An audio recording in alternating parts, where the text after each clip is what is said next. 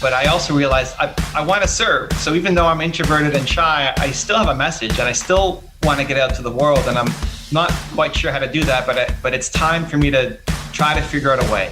Hi everyone, and welcome to Scale Up with Nick Bradley and to the first interview in our new format, our new season of the show. Now, I am super excited today. You see, back in January this year, I made a decision to up-level the show, to scale up the show, so to speak. And one of the things I envisaged was not only interviewing a broader range of guests, but having powerful conversations with people who are making a huge impact in the world. So to kick things off, we have on the show today the incredible Evan Carmichael. At the beginning, I did everything myself. And then the first person I hired was a part-time editor, which allowed me to make more content. So we were making up to 3 videos a day on the main channel. Evan does not need an introduction. We're going to give you one anyway. Gary Vaynerchuk has called Evan the DJ of inspiration. Ed Milet has said that Evan is the modern day Napoleon Hill. Inc. has named him one of the top 100 great leadership speakers of our time. Forbes has named him one of the world's top 40 social marketing talents. But for me, the thing that I really love about Evan is that he has one big mission, and that is that he wants to solve what he says is the world's biggest problem, the fact that people do not believe in themselves enough. Pretty cool, hey? And one last thing, apparently Evan has a giant Doritos bag in front of him all day long to remind him that he is stronger than the Doritos. So I want you to sit back, get strapped in for an awesome conversation on focus, discipline, consistency, and most of all, belief. Plus, we're going to get into how you can build an amazing media platform like Evan has done with YouTube, which now has over 3 million subscribers worldwide. One last thing, if you stick around to the very end, I have a surprise for you. Evan does a little one-to-one coaching, let's call it that anyway, with someone very dear to my heart. And this was officially post-interview with stopped recording, but I wanted to leave it in as it shows the true character and the heart of the man. So there you have it, a new season of the podcast, kicking off with an amazing conversation that I know will help and inspire you. Welcome to Scale Up, Mr. Evan Carmichael. Hi everybody, it is Nick Bradley here. Welcome to another episode of Scale Up Your Business. I'm delighted to have someone I have admired from afar for some time, and we're going to get right into how he's built up his world today, and that is Mr. Evan Carmichael. Welcome to the show. Let's go, Nick. Thanks for having me, man. Great to be here. I'm excited to dive in. Yeah, listen, I appreciate your time. Listen, there's so many places we could go with this conversation, but one of the things I want to do, I'm conscious of the fact that we talk about scaling up business, scaling up lives, all that sort of thing. And your story is amazing. What I want to really get into is how you've built this amazing channel, this amazing mission behind the channel. Because a lot of people come to me and they say, listen, how do I start with a platform? How do I start with getting my message out there? And your story is incredible. So if you can just start off by just sharing that journey with us, that would be great. Sure. So I started April 2009, uploaded my first video. I'm shy, I'm introverted. It doesn't come across in these kinds of interviews, but I really struggled a lot with making a video, just getting my face out on camera and having it be perfect and memorizing a script and all of the insecurities and weaknesses that we have. But I also realized I want to serve. So even though I'm introverted and shy, I still have a message and I still want to get out to the world. And I'm not quite sure how to do that, but it's time for me to try to figure out a way. So I went to YouTube because it was visual, and I'm a visual learner first. Like the fact that I can see you here makes it easier, even if people are just listening on the audio side, it just makes it easy for me to connect. At the time, YouTube was not a thought leader education platform. You know, the videos that were doing well were old man falls downstairs and here's my cat and just kind of meme silly stuff. And I was this crazy guy going and making educational videos on YouTube.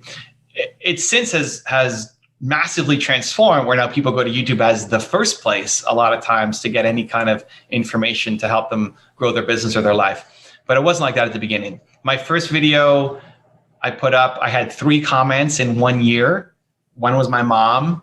One was my older sister, thank you, mom and sis. And then one was some random dude, so like some random person found my video, after a year of that video being up. I post the stats on my website of how I've grown every year, but it took something like 5 years to get to 9,000 subscribers. Well, I'm looking at that now because that was what prompted this first question, because I read your story, right? And I know there's an inflection point which we'll get into here, but we're talking 5 years, and then you're at like 2,000, and now you're over 3 million. So this kind of compounding effect, or this thing that's happened. I mean, because first and foremost, like, you know, your mission, everything around believe and entrepreneurs and people believing in themselves. Where did that come from? Has that always been in you? Or is that something that you had to think through and reflect on and come up with? So I think your purpose comes from your pain. Okay. Whatever you struggled with the most as a human is what you want to help other people through. It's one of the most common questions that I get asked in helping entrepreneurs is they ask me, how do I find my purpose? How do I find my passion? I don't know what I'm here, to do. You don't have to go meditate on a mountain for 10 years to figure this out. Your purpose comes from your pain. When did you feel the lowest as a human? Not like you hurt your neck or something, physical pain, but emotional pain. When did you feel the most worthless? We've all had those moments, everybody. The fancy people that you see with their beautiful lives, they've had very painful moments. There are millions of people who currently are who you used to be, and they need your help. So for me, I struggled a lot as an entrepreneur. I had my first real business when I was 19 and quit on my business partner for a day. I went back the next day, but just really struggled and felt worthless. I mean, I'm making $300 a month. There was no scaling up. It's like, I wish I knew Nick, because I need to know how to scale this business, because there you go. I can't even make more than $300 a month right now, man. I just felt really bad. I felt worthless.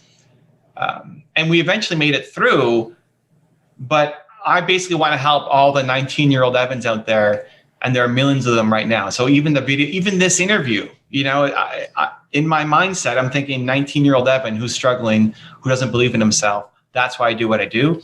I've attracted a lot of people who have various interests, but at the core, that's still who I'm talking to. So whoever's trying to figure out their purpose or their passion, think about who you used to be and what you struggled with. There are millions of people who are like that right now. I love that. And they need your help. And I think, and when I was reading through your story, a lot of it resonates with stuff that I've been through as well in different ways. But I can appreciate that what I do now, I didn't necessarily go out there deliberately to find a purpose or a mission. Something happens. I connected with that thing. And then I realized what I do now is filling a void, in many cases, of something that I was running away from for many years. So it kind of discovered me, if that makes sense. It probably was always there, Evan, but I didn't see it at the time because I was clouded with all sorts of other things going on. And for you, I mean, what was the painful point? What was that one point where you thought, you know what, there's a shift now? Let's call it rock bottom. What was that point? Rock bottom was I'm either late 19 or early 20, been in this business for a year. It's not working. And I quit on my business partner. So we're at a family dinner, family event, and it's just been a year of just trying it's not for lack of effort, like if you're not trying and you don't win, fine, but like every day just sucking. And I told my business partner I quit. And I couldn't believe that I had said I quit, like I couldn't believe that I said those words out of my mouth. I was just so hopeless and desperate and didn't know what to do. I hung up the phone and then just cried. The hardest I've ever cried, like stuff kind of my eyes, my nose, it was terrible. My mom comes up, puts her hand on my shoulder. I don't even know what she says.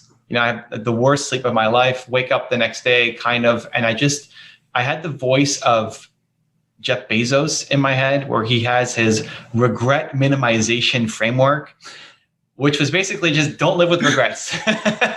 Like he left his big Wall Street job to start Amazon, which everybody thought was crazy. He was like the youngest VP ever at his bank or at his investment job.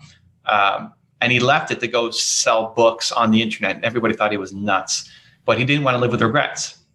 And so I used that to say, I don't want to live with regret. I don't want to quit now. And then when I'm an old man at 40, this is what I told myself. I'm 41 now.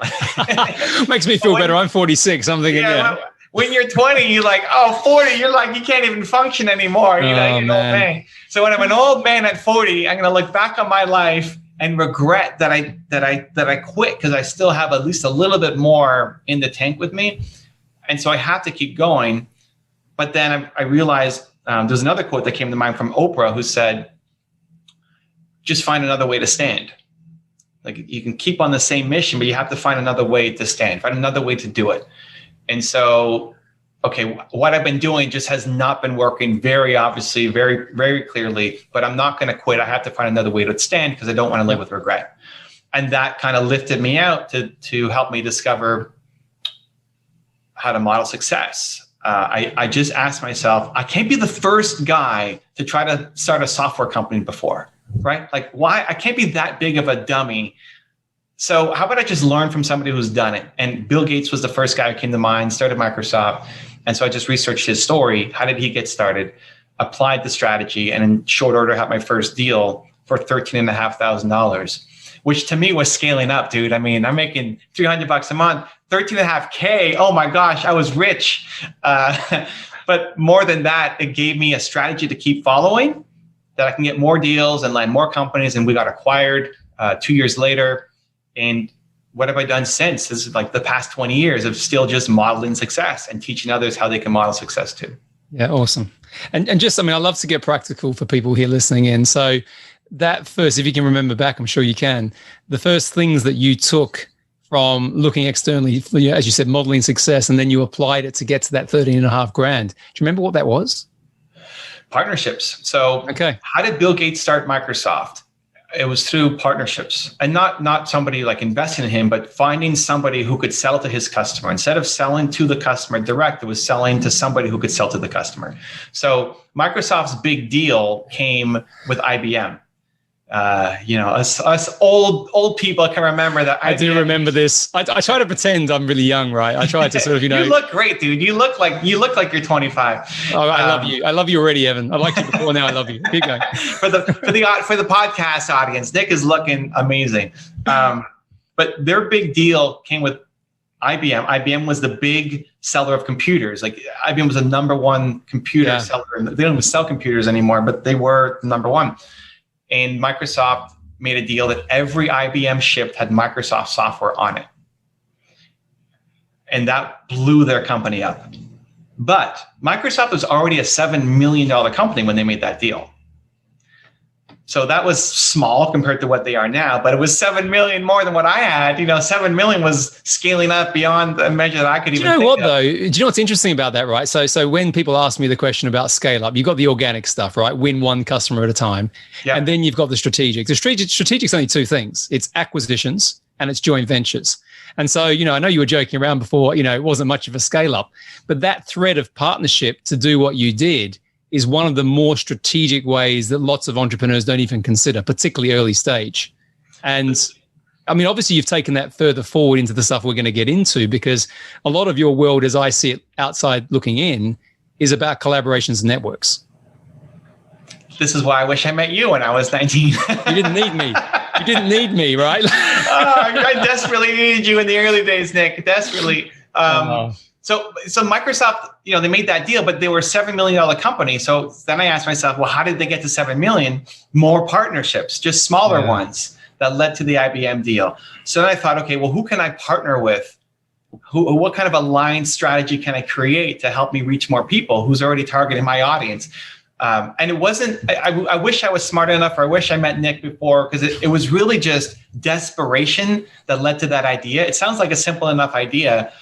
I don't know. I just never thought of it, and I didn't read enough or learn enough. Most entrepreneurs don't, though. I mean, the stuff I get involved in these days, and it's kind of escalated since I've had more of a platform to talk about it, is you have lots of entrepreneurs who are just hitting their head against a brick wall. They might have a good business in terms of it's doing something or other, but if they want to get to an end game, right, whatever that is, it could be a wealth end game, an impact end game, something like that.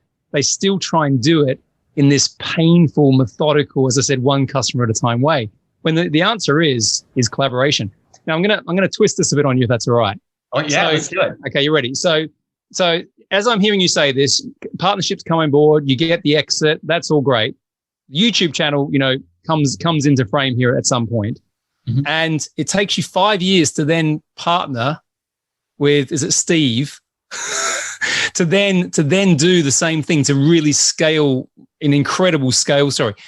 Why didn't you take the partnership thing, or maybe you did and try it different ways, but why didn't you take the partnership thing early into your media and YouTube channel to scale more quickly? That's a great.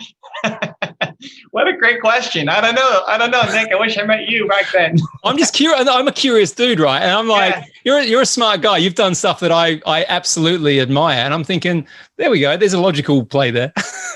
So the thing it's an interesting connection I never made. The thing that I took wasn't the partnerships. The thing that I took was the modeling success. Okay. And so I modeled Bill Gates. He did it through partnerships. So then I had success with my software company. When I was modeling on YouTube, there wasn't anybody at the time who was doing YouTube videos. So that was a little harder game to go. Like being an influencer wasn't a thing when I started. So I was modeling other speakers. I was modeling Tony Robbins, and I was modeling, Jim Rohn and those guys who I looked up to. And partnerships wasn't really part of the model. So I should have made that extra connection. It took me 5 years to get there. Yeah, but think of it this way: you were putting in the practice, you were putting in the hours. Because I had this. I had the same thing with the podcast. Like, the podcast, the first 3 months of it, like, if I had 3 people listening to it, I'd be happy, right? And they were probably my family. And then there was a couple of conversations that just changed the game, and then it escalated quickly. But it was a similar sort of thing. I wasn't going to give up because I wasn't really doing it for the numbers, right? I was doing it because I had to get out stuff inside me that I thought people needed to hear that could help them. So if that was one person, to your point about 19-year-old you, or if that was 20,000 people or more, at the point, it never ever changed. It never deviated. So for me, it wasn't about that. And I think, to be frank, by not focusing it in that way, made it more intentional and probably more authentic anyway. 100%. I mean, what you just said is bang on. I think it's one of the biggest reasons why people don't stay consistent. People will often ask me, how do you stay so consistent? How have you we just did a count. There's over 10,000 videos on my YouTube channel. Not all of them are public, but 10,000 videos. Been doing it for since 2009. So almost 1,000 videos a year. For 10 years, right?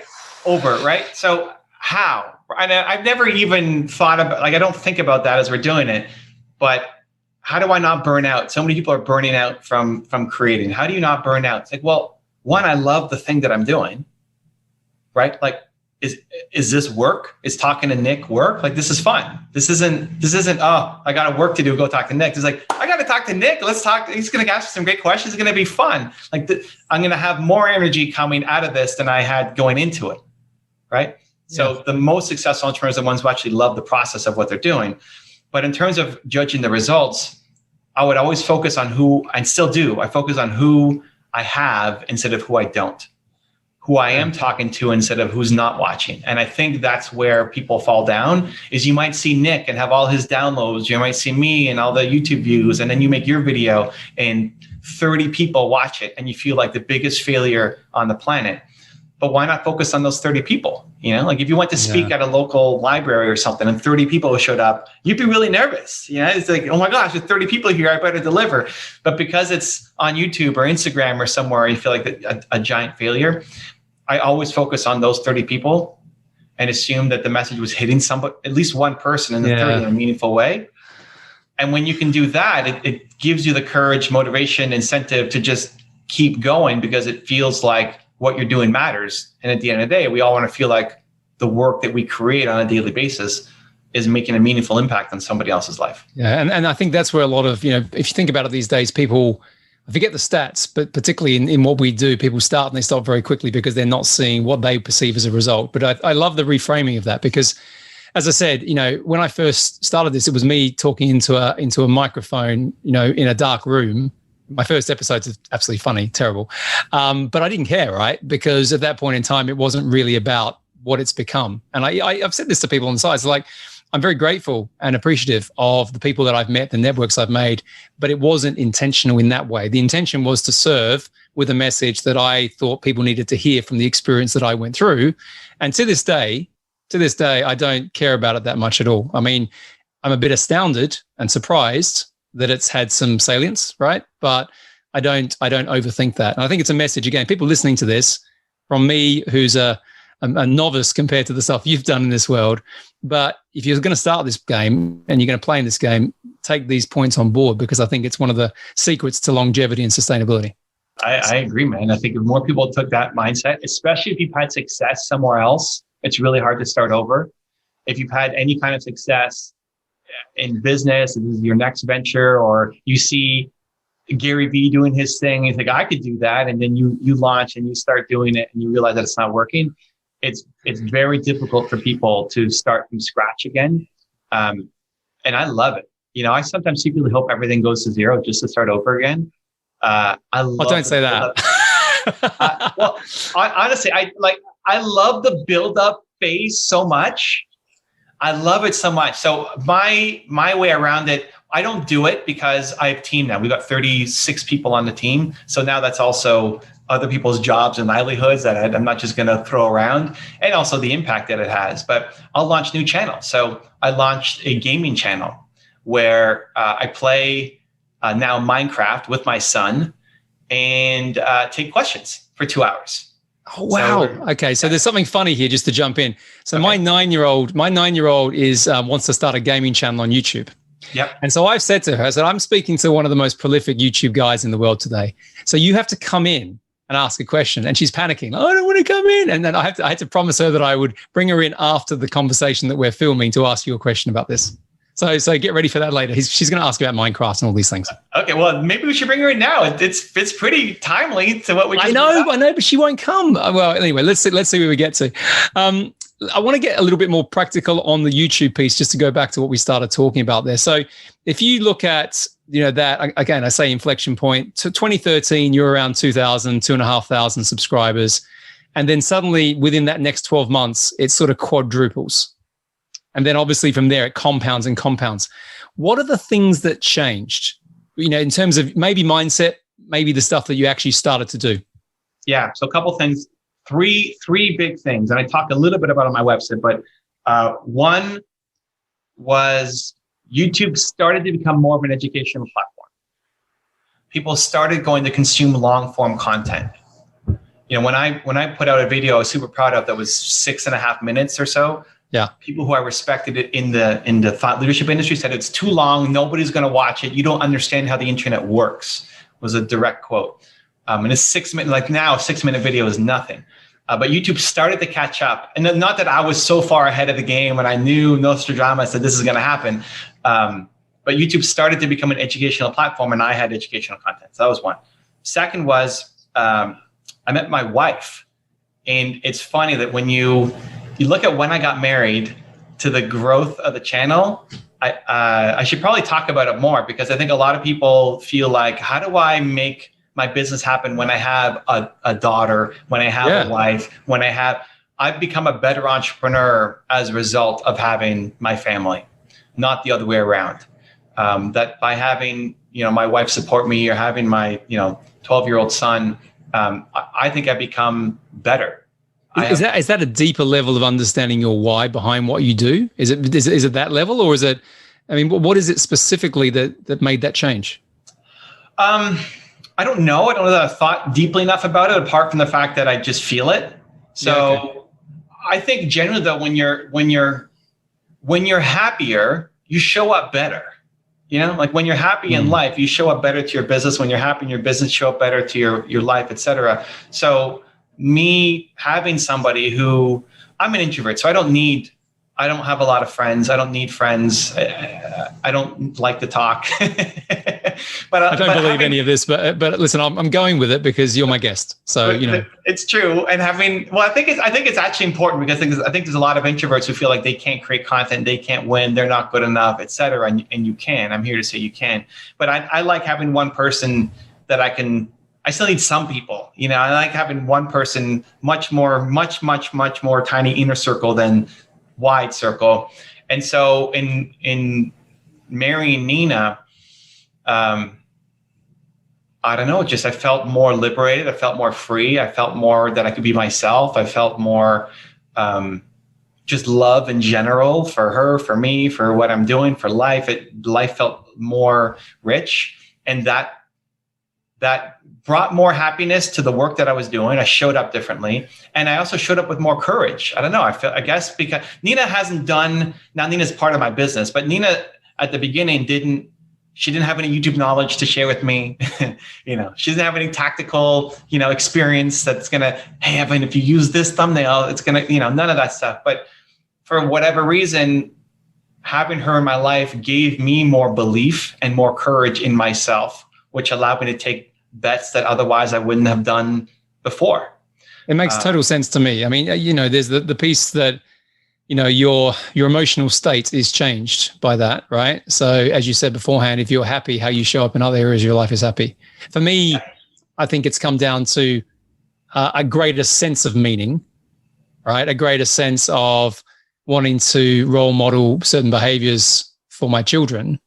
And people ask me a lot of times, why do you do what you do? Because I want to set an example, not just for my family, but for other people. But that is quite an important value or driver for me, which has come from having a family. But I think the way you said it, the happiness underlining that point, if you're happy and you appreciate and you're grateful of what you've got, that's how you show up. So you always do more for somebody else than you will for yourself. So if you can connect, I'm doing this to be an example for my daughter or my son or whoever, you'll show up more. Those days when you would normally let yourself off the hook, you say, I've had a busy week, or like nobody's going to notice or whatever. Like, no, I need to set an example. I'm going to do this. And so I think it's a whole other conversation or can of worms or episodes or series. But I think people often look at family as the negative and that you have to sacrifice that. It's only been, from my personal experience, only been a positive, only helped fuel the growth of everything that I'm doing, as well as just personal happiness and fulfillment in life. And time check here. When did you, so that was the time you met your wife or when you got married? So that started like from when I met her to when I started, when we got married, then, things started really blowing up. And before her, I had, what the key difference was? I had 2 relationships prior. Both were 5 years. So like I'm only a long-term relationship kind of guy. And both of my exes were very supportive in what I did, but it was always my thing. Like they did their thing, I did my thing. And then when I met Nina, she saw that I was speaking at an event. And she's like, can I come? Like, oh, we're going to talk about business stuff. Like it's entrepreneur thing. It's not interesting. No, but I want to just come and see what you do. Like, you want to come and see what I do? Like, oh, sure. Okay. Yeah. Wow. Imagine that. And I never asked for it too. So it's not, blaming my exes. I never said, hey, could you please come and support me? Because they would have, but Nina just has Nina has just a strong caring heart and wanted to come and support. And it's like, oh, this feels really good. Like it feels nice to have someone support you in the front row of the audience or to talk with you before you go live when you're nervous. And it's hugely important. I remember when I was growing up, my grandfather, he never missed any sporting thing that I ever did. And I can remember it was one of his principles, like he would never, ever miss it. And I just used to perform better because I wanted to either impress him or make him proud of what I was doing. So it's a similar sort of thing, because you're proud of what you're creating, right? And to share that with people that you care about makes the whole experience better. So I think the difference was, and again, like I wish I had met you earlier. I just didn't feel like I needed it. So I never asked for it. I never let people in. There's a great line from a song. I never knew that I was starving until I tasted you. And that's how I feel about a lot of things is like, oh my gosh, like this is a whole other world that I didn't even know existed. Right. So that was where Nina just in her caring just said, hey, can I come? Can I support? Can I be a part? I don't care that I don't care about entrepreneurship. I care about you. It's like, okay. Wow. Yeah. And just open up a whole new, and I mean, in talking about it sounds like the stupidest thing of all time, but I guess that was my mindset at the beginning. Like, I don't need anybody. I'll just do it myself. I'm introverted. I'm emotionally pretty stable. Like it takes a lot to rock me on things. So like, I'll be fine. I'll crush it. Like, don't worry, you do your thing. Yeah. Go hang out with your friends, stay home and relax. I'll go do my thing. So I would unintentionally, I guess, push people away. And Nina wanted to like force herself in a caring way. So that story's not on the website. Maybe but I like getting underneath things a little bit more than what people can go find a website, right? And the underline for me here is, again, if people are listening to this And you're right. Sometimes as entrepreneurs, we think that there needs to be a pushback of the family. Like, well, I need to go and focus on building this thing, right? So actually that means I need to, maybe not, bring them in. But I think that's, what you've just shared there is the opposite of that. So again, I like getting lessons out of people who are successful, similar to you two, but different. Because I think people who are listening to this, it might just change their perspective. They might just hear what you said then and go, oh, maybe I've approached this the wrong way, particularly if they're not feeling happy about what they're creating. So for sure. Yeah. Very cool. And then the third thing was like Steve, which I think was I was going to get into that. Where we were going with it, which is what's on the website, and people know more of the story. But Steve is my agent, who still is my agent, and he helped build Grant Cardone and Mel Robbins and a bunch of other thought leaders. And he, at the time when I met him, was through a mutual friend, and this guy said, hey, can you help me with a project? My agent wants me to do this. I was like, you have an agent? Yeah, but you're a thought leader. It's like, yeah.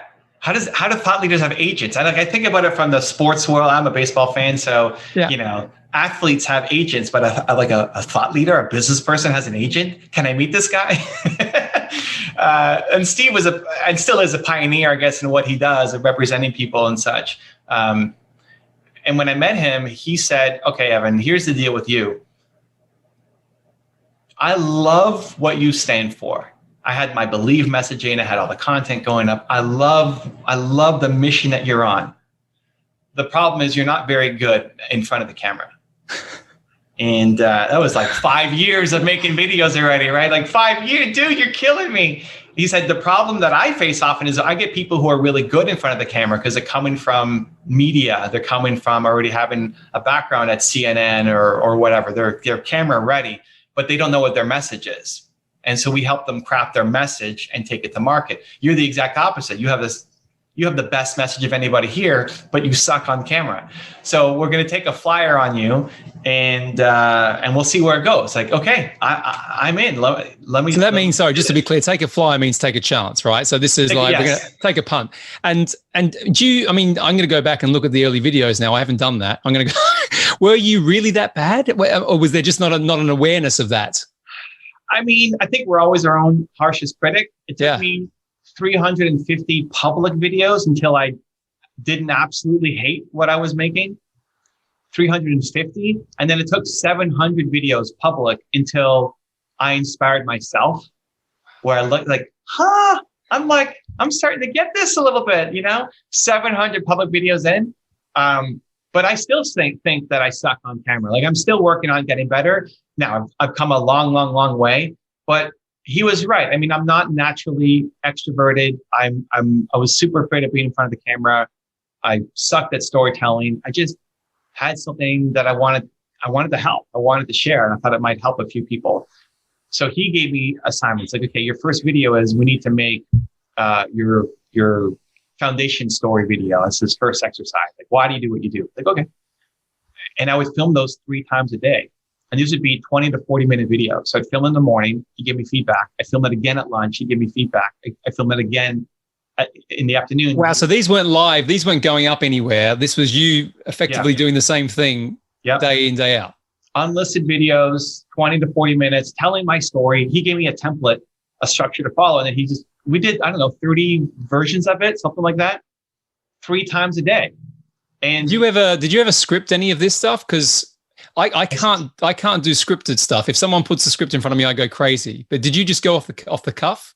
Well, so I started scripting at the beginning because my biggest fear is I'm going to disappoint people. So I didn't want people to come to my video and have it be a train wreck. So I thought, okay, the only way to do that is to have it scripted. But I suck at memorizing too, and I actually suck with scripts. If you tell me a topic, I'm sure you're the same way. Say, hey, Nick, talk about this. You can go on and talk about it, but say these words line for line. It's like, forget about it. It's going to take you. I have to have bullet points. I have to have I can have like 5 bullet points and then talk around the bullet points for like 40 minutes. But if someone gets me to say like, wow, now and all this, it's like, so that's me. But I was too insecure and scared about saying the wrong thing and missing one of my points that I memorized or scripted everything. So it took a lot longer. And I think also when something's memorized, it's less authentic. because when you wrote it, it was very authentic. But now because you're staying up in your head and not getting into your heart when you're delivering it, yes, it becomes a lot less authentic. Even for interviews like this, I used to insist on having questions ahead of time so that because I'd be afraid. I don't want to show up for Nick's show and not know what we're talking about and then disappoint him and disappoint his audience. That would be the story in my head. But I took those away because I found that if you gave me your list of questions, I'd have a rehearsed answer for everything, and it'd be a lot less genuine and authentic. It becomes mechanical. Like, the conversation doesn't flow. There's no real rapport, because I like what you said before, again, just to emphasize that is you're not coming from here, right? I'm touching my heart, listeners, by the way. And I find that the connection here versus here changes everything in terms of the influence or impact you make.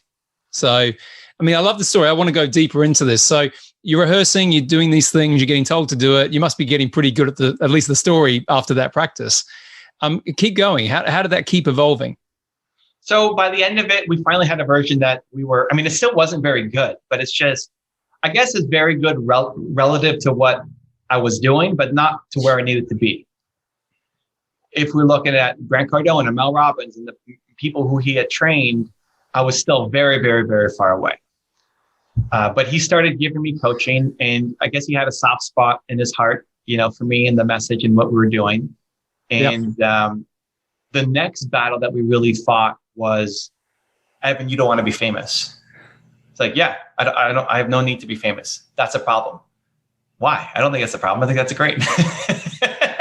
And this is another, I wish I had known Nick at that point, because he probably would have. This is great. A lot of this, none of this stuff's on your website, man. I'm enjoying this. I enjoyed the story on the website, but this is much better. But look how long the website story is too. It's crazy. Anyway, yeah. So what pieces to bring out? This was probably a 3-year fight with Steve. And he probably just got so frustrated with me that he didn't push as hard, because I was super stubborn on, I don't need to be famous, Steve. This is not something that really matters to me. I want to get the message out. I don't care if I'm in front. I don't like to be in front of the spotlight. I don't like. You didn't realize at this point in time that, the idea of getting the message out there to as many people as possible kind of is a definition of fame. Well, see, so he set a line, 3 years in. Again, if we just had Nick sit with us for 45 seconds, answer. Saves me 3 years of time. I'm glad to be of service, Evan. Yeah. So I got to make a mental note. The next time I'm struggling with something, just call Nick up first. So it saves me, because this is going to be a 3 to 5 year battle. I'm pretty straight, dude. Honestly, you'll get a straight answer from me. You sometimes you like it, sometimes you hate it. But that's what I'm saying. The next time I struggle with something, I got to call you up so that I don't waste 3 years going the wrong direction. But Steve finally said to me, the line he said was, the more people know you, the more they'll hear the message.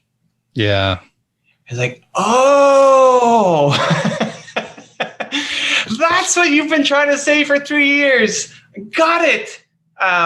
So, I always associated fame with having a big ego and ripping people off and doing things for the wrong reasons and all of that stuff. And but the more people know me, the more they'll get the message. I'm message driven. And so that now started to click. Now I still had all sorts of insecurities and fears and how does an introvert become famous and all this kind of stuff still, but at least I was aligned with where we need to go. We might be moving there slowly, but I'm not putting the brakes on to say, no, I don't want to go there. So Steve was really instrumental in helping unlock, that in me, as well as giving the practical tips on, okay, don't start with that. That part sucked in your video. Don't do this. He's this New York straight shooter who will tell you, give love. He sounds fantastic. I like the guy already. But your numbers, without, we're not really talking a lot about the metrics, which I deliberately didn't want to get into, but I think it's just worth articulating that there was a big shift that happened over that period of time.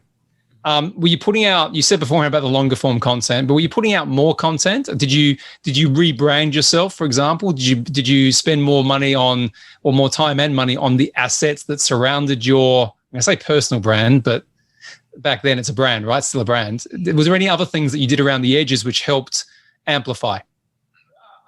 Hiring definitely helped. Yep.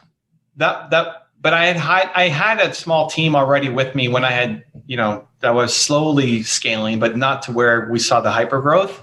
At the beginning, I did everything myself. And then the first person I hired was a part-time editor, which allowed me to make more content. So we were making up to 3 videos a day on the main channel. And that's thanks to a team, because I suck at editing and had no, so you were just filming content based on some form of, was there a schedule behind the content, or was it a mixture between being strategic and intuitive?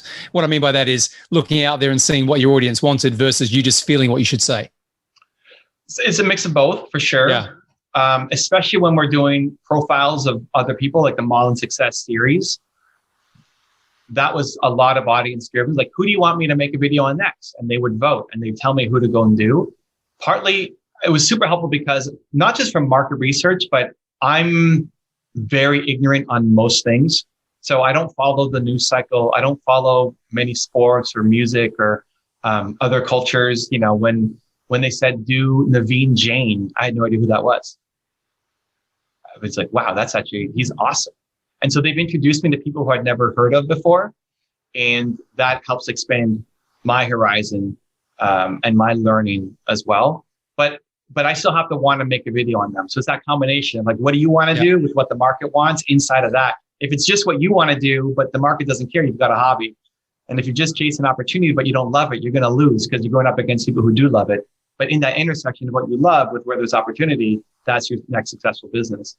And so we've always been very community driven. Every comment, even now, gets a reply on the channel. There's one dedicated person on my team who's in charge of community management, responding to all comments. And then the ones that I need to see, she gives to me and I respond to those ones.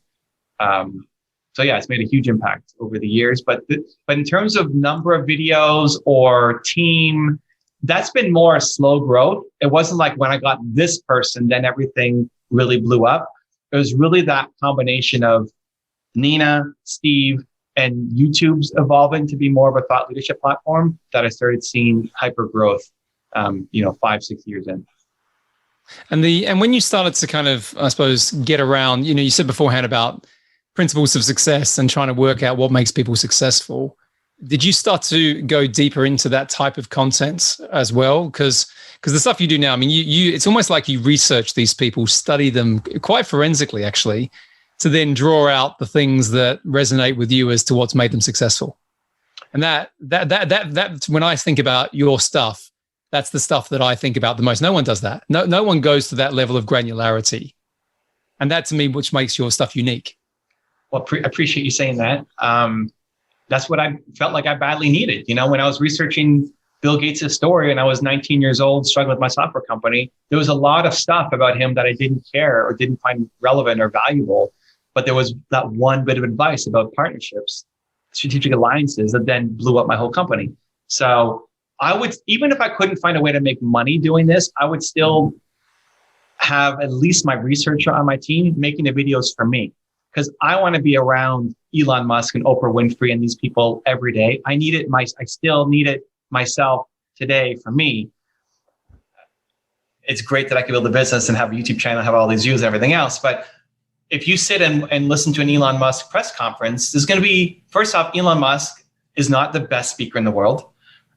Second off, there's going to be a lot of stuff that he talks about that doesn't impact my life right now as an entrepreneur. And third, he's going to get asked a lot of questions that don't resonate with what I care about right now in my life or business. So having somebody to go through and watch a 4, 5, 20 hours of video to then bring that down to the best 15 minutes, I think is really valuable. So that's what I started doing. And then I trained somebody on my team, and now we've got multiple researchers on the team doing that. That was actually the hardest role to train for, because I needed him to think like me. It's like, here's how I would cut this video, because I'm the filter. If you're getting stuff from Elon Musk and Warren Buffett and Oprah Winfrey, but you're seeing it through the way that I see it and what I've learned from that I think you can find valuable as well. So everything's positive, for example. There's no negativity on the channel. If I made a top 10 rules of Kanye dissing somebody, that would blow up, that would do super well, but it makes me feel gross. It's not the content I want to put up. He was the first guy, he's on my wall behind me, Kanye West. He was the first top 10 rules I ever did on a channel. And so we've always stayed positive. We've always stayed encouraging. We've always stayed optimistic, which has probably hurt the growth of the channel where it could have been, but makes me feel a lot more happy with the community that I'm building and what we're trying to do, because the content that we put up is still seen through my lens. So whether I'm speaking or whether I'm doing DJing, Gary Vee calls me the DJ that like to, inspire people. He's like, can I use that, Gary? He's like, yes. Thanks, Gary. Thanks for that, Thanks, mate. Gary. Yeah. I think that's a valuable service that, again, even if nobody ever watched them, I would still make a video a day for me because it's valuable for my growth. One of the things, years ago, I used to work in branding. It was kind of the starting point of my, let's say, corporate career before I got into private equity. And one of the best definitions of a brand I ever heard was a promise of consistency. And so, when you deviate from that, that's when it starts to cause concerns and issues because people don't trust it. Consistency leads to trust. So two things I just want to emphasize before we go into the last part of what I want to ask you today is first and foremost, very humbly, you've said all the way through this conversation how you've just put stuff out there all the time. That in itself is incredible, right? A lot of people don't put that level of depth into their art, and they sort of go in the surface level deep. But like 10,000 videos, the research, there's a point here where you've kind of earned the success you've got from the graft and the hard work you've put in. So again, I like to just draw that out for people listening, because a lot of the younger entrepreneurs in particular come to me, they kind of look for the easy route. And I often say there isn't an easy route. My route wasn't easy, right? It was fun and it was enjoyable. It was challenging and it was tough, but you've got to go through that, right? And then the payoff at the end is great, but once you've gone through that. So anyway, just wanted to acknowledge that. Okay, this is maybe a more difficult thing. I reckon it's going to be difficult for you. This is my thought before asking the question. Out of all of the people, right, all of the research, all of the photos on the back of the wall there and all of that, there are going to be some success principles that resonate for you personally on your journey. The things that maybe become guiding principles for you. What are the few that just jump out, and who said them, that have just stayed and stuck with you, that have been really important on your journey to date? The most important one for me is belief. Belief that you can, belief that if you do it will work out, belief in the work that you're actually creating, belief. That comes from my parents, I think, as a starting point. They're on the wall behind me. I've got 5 pictures on my wall for the audio audience here, and they're fairly giant pictures. Yeah. The one right in the middle is a picture of me when I'm 8 or 9 years old, and my parents above me. And they're there because every time I walk into my office, I look at that picture, even if for a couple seconds. And my mom would always tell me, "You're Evan Kashvili Carmichael. You can do anything you believe that you can. You're Evan Kashvili Carmichael. You can do anything you believe that you can." Cool. And that stuck with me. Like anytime I didn't do well in school, anytime I failed, anytime I struggled, there's so many setbacks and struggles as we all go through them. Instead of just the punishment of, okay, you didn't do well in school, they would always leave me with the positive of, you can do anything you believe that you can. I got goosebumps with that. I love that. I think that's really good. And so, belief, they're not entrepreneurs, and they're not, sophisticated business people. They haven't built $1 billion company or anything like that. But they taught me how to be a human. And I think that's the most important core value that I just bring into what I'm trying to do, and I bring it to my business. The other 4 people on my wall, we got Steve Jobs, E.P. Giannini, who's my favorite entrepreneur of all time, Howard Schultz, who started Starbucks, and then Kanye West. Belief is ingrained in all of them in different ways, and they're reminders of the person that I want to be. I've got Steve Jobs for the wanting to have a giant impact on the world, make the dent in the universe. But I don't want to be a father like Steve Jobs was a father. My dad's on the wall because I want to be a dad like my dad was to me. But I want to be a visionary like Steve Jobs because my dad's not a visionary. So your goal isn't to be the next anybody. It's to take different pieces from different people. So if you sit there and watch, a top 10 rules video, if you learn one thing from them, great. You don't need to be the next Warren Buffett, but you can take one thing that he does and apply it to your life to become better. And so that's the goal that I've tried to take from everybody, but the common theme through all of them, the most important lesson that I constantly need is just more belief that the next step is possible. because you can give them all the strategies. Partner up. This is how you scale up. You partner. Great. Okay, that's great, Nick. Let's go. But then if they don't have the belief that they can do it, they're not going to do it. And I saw that a lot in my early days of helping entrepreneurs. Like, okay, here's the roadmap. Just do this. But they don't take the action because they don't believe that they can do it and that it will work out. And so a lot of it shifted to, okay, belief is the most important thing. And when you believe in yourself and in your Michael Jordan level genius, as I like to call it, then you can accomplish a lot more, and the how becomes a lot easier. Awesome. Do you know what? I'm gonna finish our conversation there, Evan, because I think that's a great way to finish. Even though I could ask you multiple questions that are going to be nothing even as close to as good as that response. So the only thing I will say is, just because I'm interested as well, what's next on the horizon for Evan Carmichael? I think in terms of mission and lifetime, I want to solve the world's biggest problem, which I think people don't believe in themselves enough. And so I'm never going to solve that problem. And I wake up every day trying to solve that problem. So that's forever. That's my forever goal. Apart from that, it's what am I doing right now? I don't know where I'm going to be in 5 years or 10 years. People often ask me that. Like, well, think about who you were 10 years ago. Would you have, with any accuracy, predicted where you're going to be right now? It's like, not if you're growing. So what makes you think where you're going to be in 10 years, right? I mean, so it's not bad to have a list of goals or a vision board or whatever, but being flexible enough to recognize you're going to change a lot. So I'm mission, and then what am I doing right now? As soon as I have a horizon, it's action. Like, you get an idea, we're doing it. At least in some small way right now today. It's like, I'm going to start a podcast. Okay, today I'm starting a podcast. Let's go make my first podcast. Right? So I don't really have a great answer to that. That was a pretty good answer. I wasn't going to ask about the 5-10 years. Okay. You said three things. You said basically stay on the course, right? Be present today, take action. Right? They're three pretty good things.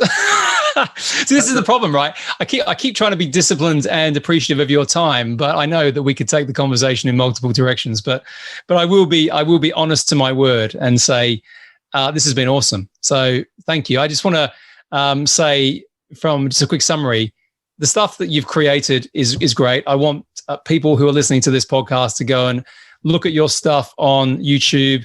You're in, running rooms in Clubhouse as well, putting great inspirational content out in there as well.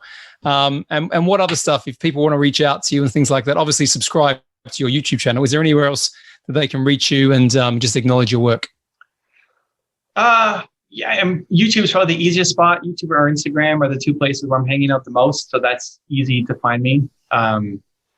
Yeah, type in whoever you like, whoever successful entrepreneur, you'll probably find a video that we made on them. My ask to your audience would actually probably be to go leave a review for this show for Nick. Nick's put in a lot of work to make this stuff happen. He's asked me a whole bunch of questions that I've never been asked before, and I've done a lot of different shows. So it just speaks to the prep work that you put in, as well as just the innate curiosity that you have and the courage to ask the questions that other people might be a little too afraid to ask. So if you guys have found value in this episode or in any of the other episodes that Nick's put out, go give him a 5-star review on. Oh man, show him some love. Oh, let me know. I've got thank you, sir. I get a little bit embarrassed because as I said, the show's about my guests as much as anything else. But thank you for that. And yeah, it's been a pleasure. Great to finally connect. It's been a long time coming, Evan, and it's been everything I expected it to be. So thank you so much for coming on the show today. Thanks for bringing me into your world, sir. I appreciate it. And now I'm going to try. Have you got 2 minutes? Yep. I'm going to just try and get my 9-year-old quickly. Part of this is just for her to have a bit of bravery. So let me just try this. Yeah. Won't be a sec. Okay. She's a bit nervous. Come here. This is Arabella. This is great. Hey! This is Arabella. This is Evan. Say hi. Hi. Hello. Now, can you tell Evan what do you want to do? You want to build something, don't you? What is it? I want to have my own YouTube channel. Yeah. Doing what? I want to have my own YouTube gaming channel. Gaming channel. Which game? I'm like playing Minecraft and Roblox and Among Us. What do you think about the new update, 1.17? And yeah, I really like it. The goat is really cool. How about the axolotls? Yeah. Did you get all the axolotls? I haven't seen them yet. They're the little things that go in the water, the new water creature that you can. Oh put into yeah, bucket. the little things that look like cats. Yeah. The water cats. Do you have some? Yeah. Those guys. Matilda got one as a pet. Matilda's my other daughter. Matilda got one as a pet, Evan. Oh, those. Yeah, I love the axolotls. How about the glowberries? Do you have any glowberries yet? I know, I haven't found them yet. They're hard to find. You got to go into the caves, but they're hard to find. I told you speaking to Evan would be good. So what's one tip, Evan, for someone who's 9 who wants to start a gaming YouTube channel? What's the one thing that Arabella should think about? 3 times a week, put a video up. Okay. 3 times a week, put a video up. And you've got 2 options, okay? Either it's going to be educational stuff of how to do something. So like how to find an axolotl, how to build your starter home, how to build an auto sheep farm, how to whatever, right? Like how to, or you take people on a journey of what you're doing. So today I'm going to build my house, or today I'm going to go try to find some glowberries, or today I'm going to, and it's a story from one episode to the next. Does one feel more right to you? I like the one where you're saying like, I'm going to go and build my house today. Or Great. like, So then you start with this thing. Before you record the video, you think, what do I want to make this video about today? Today I'm going to just answer that question, right? Today I'm going to blank. And then that's your video for the day. What do you reckon? Can you do that? Yeah. Okay, what do you say, Evan? Thank you. No problem. Good luck. Good luck finding the glowberries. She'll be right on there. Thanks. Cool, man. Appreciate that. She's like talks about it all the time, and she's not normally a shy character, but I think, at the end of the day, she doesn't do a lot of this stuff yet. Yeah, I mean, my 12-year-old son has his channel. My 12-year-old nephew has a channel, and my 9-year-old niece, so same age, has her channel. It's a thing. It's great. Awesome.